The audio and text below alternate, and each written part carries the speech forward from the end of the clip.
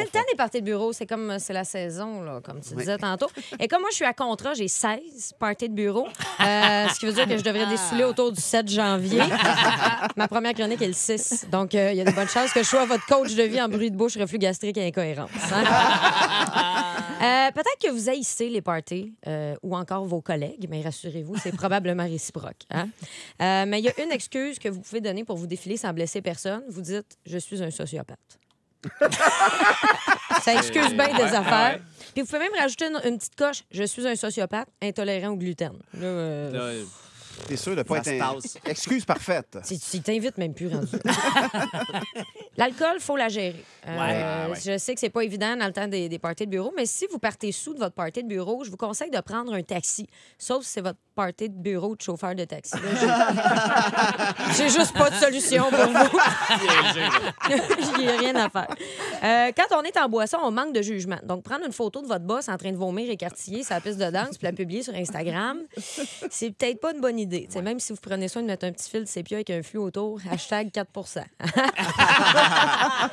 Il y a beaucoup de parties qui veulent faire des divertissements pour leurs employés. Donc, ils engagent un DJ. Puis si vous en prenez un sur la 6e page de votre recherche Google, il y a des bonnes chances qu'ils vous enchaînent YMCA, les colocs, puis après ça, Suave Mente. Mais au moins, les petites madames vont être contentes parce qu'elles connaissent ça. Les danses latines sont allées à Cuba une fois. C'est tellement caliente. Beaucoup de parties offrent des prix de présence. Personnellement, je n'ai jamais, mais jamais de ma vie gagné un prix de présence. Jamais. Puis je pense que la vie essaye de me dire quelque chose. Ma présence ne vaut même pas un panier de confiture ou un jeu de société d'occupation double. Même pas. Puis je me suis toujours demandé comment ça fonctionnait, le jeu de société d'occupation double. Puis l'autre jour, j'ai joué. Puis tout comme un participant d'occupation double devant une fille avec des petits seins, je n'ai pas toujours compris. C'est quoi ça? Comment je comprends jouer avec ça? Faut pas comment jouer avec ça. Faut-tu prendre des dés? Bon. Faut en poser des dés. Faut poser des dés. Mais c'est une excellente imitation d'un personnage d'occupation double. Il se saute un peu. Ça se passe que le gars, je comprends, il a quasiment un doctorat. J'ai prononcé le mot doctorat, fait comme si on en avait un. Hein? Bon, ça suffit que le personnage qui n'existe pas.